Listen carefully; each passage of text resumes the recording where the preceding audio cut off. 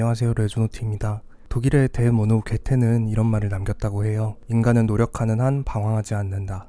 두려움에 빠진 채 노력마저 하지 않을 때 비로소 방황이 찾아온다며 지금 이 순간 열심히 살아가는 우리들에게 그것은 방황이 아니라는 위로로 다가오죠. 그런데 사실 이 말은 거짓말입니다. 괴테는 이런 명언을 남긴 적이 없거든요. 원문은 인간은 노력하는 한 방황한다 라는 파우스트의 핵심과도 같은 수록 문장이고 제가 임의로 정반대의 말로 바꿔버린 거죠.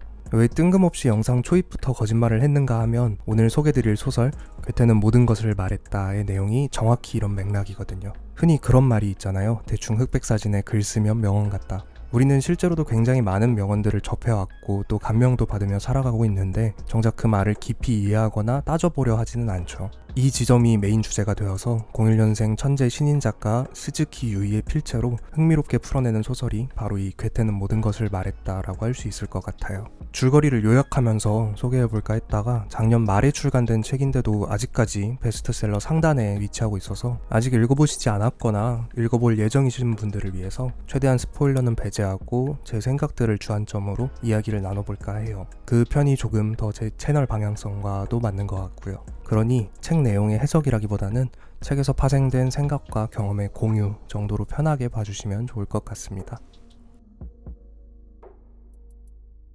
우리에게 선생님이란 단어는 학창시절 교사 선생님들을 지칭하는 표현으로 익숙한데요. 한자어를 풀어보면 먼저 선의 날생, 즉 먼저 태어난 사람이란 뜻이거든요. 그럼에도 그 뜻을 가르침을 주는 사람의 의미로 사용하는 것을 보면 우리는 우리보다 먼저 그 삶을 살아간 이들에게 배움을 얻는다 라고도 표현할 수 있겠죠. 여기서 단순한 나이의 문제를 떠나 생각하기 위해서 예시를 하나 들어볼게요. 우리가 고깃집, 직접 직원분들이 고기를 구워주시는 고깃집에 갔다고 생각해 볼게요. 손님인 우리는 당연하게도 그 직원분들보다 고기를 잘 못 굽겠죠. 그 환경에서 그 집기들로 고기를 구워본 경험이 없으니까요. 다른 말로 표현하자면 그분들은 고깃집에서 고기를 구워주시는 삶을 우리보다 먼저 경험한 분들인 거예요. 그렇다면 그분들 또한 일종의 선생님이라고 불러도 되지 않을까요?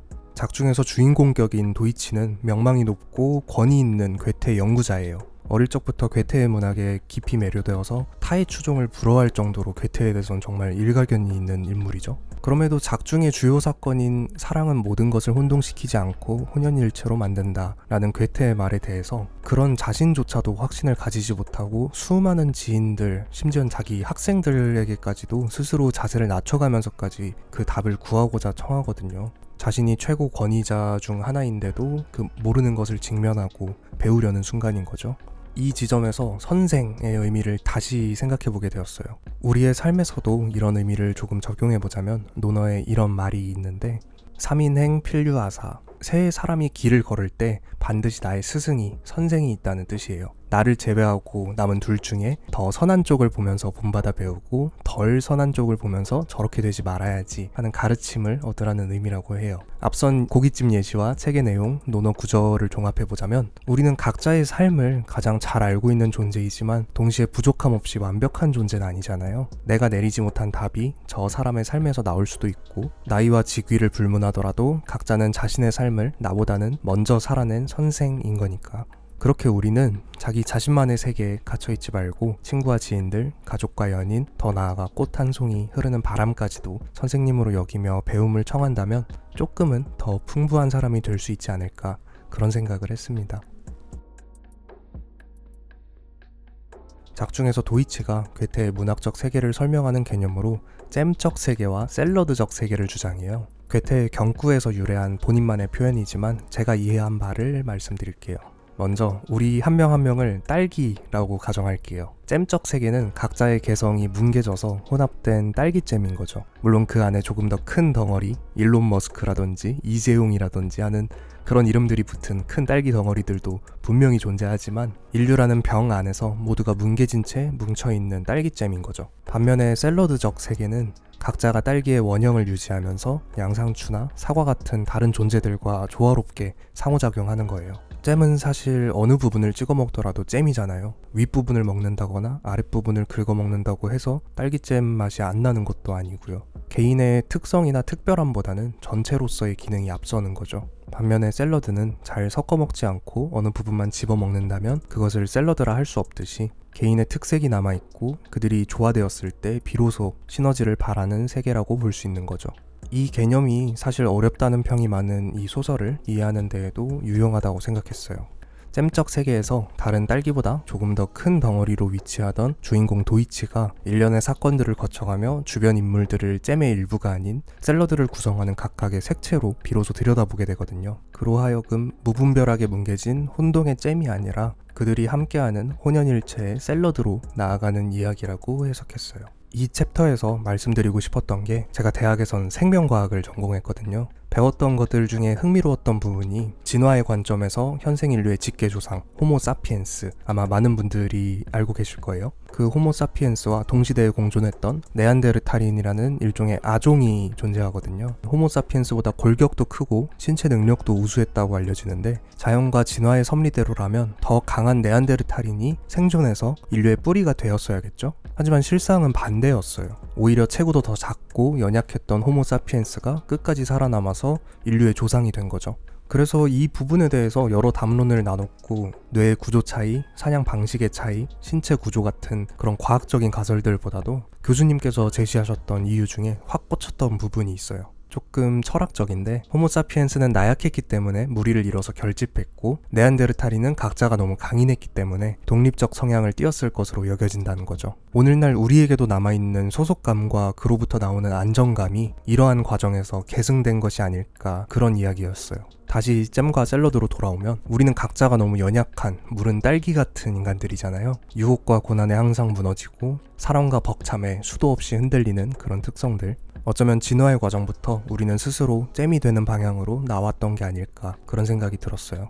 그 편이 진득하게 뭉쳐져 있는 잼처럼 더 안정적이고 의지할 수 있고 더 나아가 개인과 종의 존속에 더 유리하고 안전한 방향으로 각인되어 있던 거죠. 그럼에도 우리는 생존의 위협을 받는 원시적 시대는 지나왔잖아요. 물론 사회적 결속과 유대는 여전히 필요하고 또 소중하지만 이제는 그 방식을 조금 바꿔봐도 좋지 않을까. 원초적인 잼의 형태에서 샐러드의 형태로 각자의 맛과 색채를 마음껏 드러내고 존중하면서도 혼란스럽지 않게 어울릴 수 있는 그런 개인이자 전체로서 나아간다면 더 좋지 않을까. 이 챕터에선 그런 생각을 했습니다.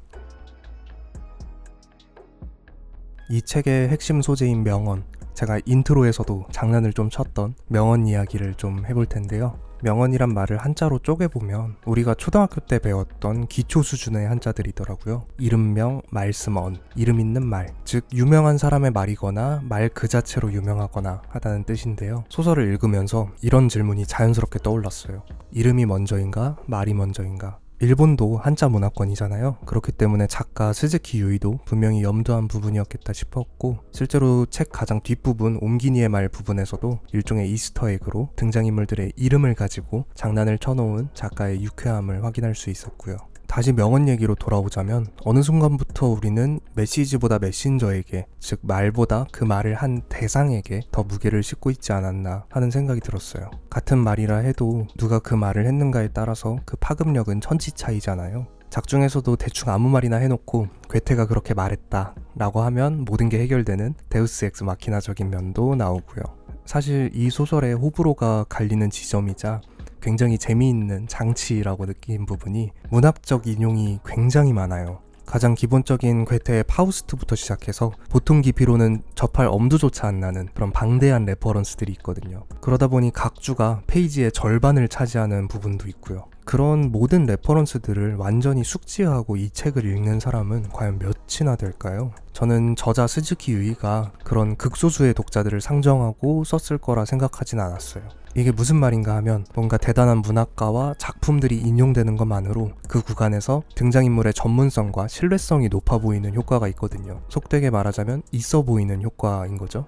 이걸 그대로 받아들이면서 이해하려고 한다면 그 방대한 문학 지식을 갖추지 않는 한 사실상 불가능한 소설이고 어렵다는 감상으로 이어질 수밖에 없는 거죠. 다만 이를 하나의 문학적 장치로서 한 발 떨어져서 본다면 전혀 달라지는 거예요. 무수한 인용들은 그 의미와 맥락에 집중하기도 전에 권위에 짓눌리게 만드는 일종의 장치인 거죠. 작가가 자신의 문학적 소양을 자랑하려고 인용을 잔뜩 넣었다라기보다는 의도적으로 이 소설의 핵심 주제를 꾸준히 강조하는 느낌이었어요. 작중의 인물들과 독자들에게 명언 또는 문학을 과할 정도로 쏟아냄으로써 맹목적으로 신뢰하거나 소비하지 말고 그 본질적인 의미와 맥락, 자신만의 해석으로 소화해낼 것을 은연중에 강조하는 거죠. 조금 더 확장해서 생각해보자면 이 소설의 주제였던 명언을 포함해서 우리의 삶은 다양한 정보들이 넘쳐나잖아요. 그 가운데에는 가짜 정보들과 내게 해로운 정보들도 상당히 혼재되어 있고요. 결국 그런 순간들에 요구되는 것은 스스로 판단하고 정제할 수 있는 능력인 셈이죠.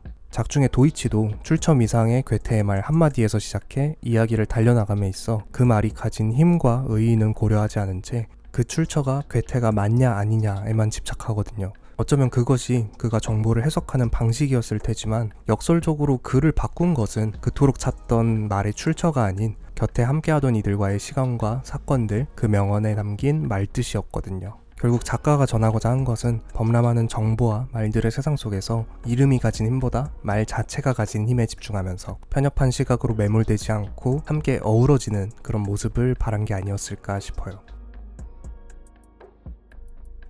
소설 내용과 연관된 생각들은 여기까지였고요. 워낙 유명한 책인 이유가 두 가지였던 것 같아요. 하나는 일본 문학계의 최고 권위인 아쿠타가와 상의 수상작이라는 점, 상대평가가 아니라 객관적으로 수상할 작품이 없다면 아예 수상도 하지 않는 그런 상이다 보니까 더욱이 그 권위와 이 소설에 힘이 실리는 것 같았고요.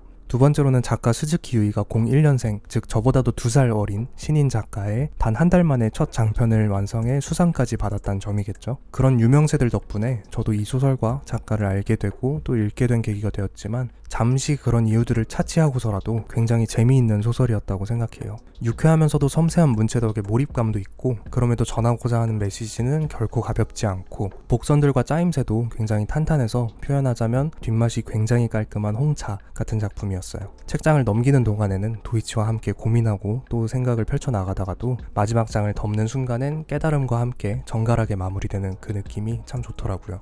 아직 읽어보시지 않은 분들은 정말 흥미로운 소설이니까 가벼운 마음으로 읽어보시길 추천드리고 이미 읽고 나서 찾아오신 분들께는 이 영상이 조금이나마 유익하고 새로운 시각이었길 바랍니다. 앞선 챕터들에서 나눴던 생각들을 종합해서 마무리를 지어보자면 우리는 다른 누군가, 때로는 사람이 아닌 말 한 구절이라도 스승으로 여기면서 뭉글한 잼보다는 산뜻한 샐러드적 세계를 지향하고 명언의 이름보다는 말의 무게를 싣는 그런 사람들이 되면 좋을 것 같아요. 오늘도 긴 영상 끝까지 시청해주셔서 감사드리고 더 좋은 영상으로 찾아뵙겠습니다.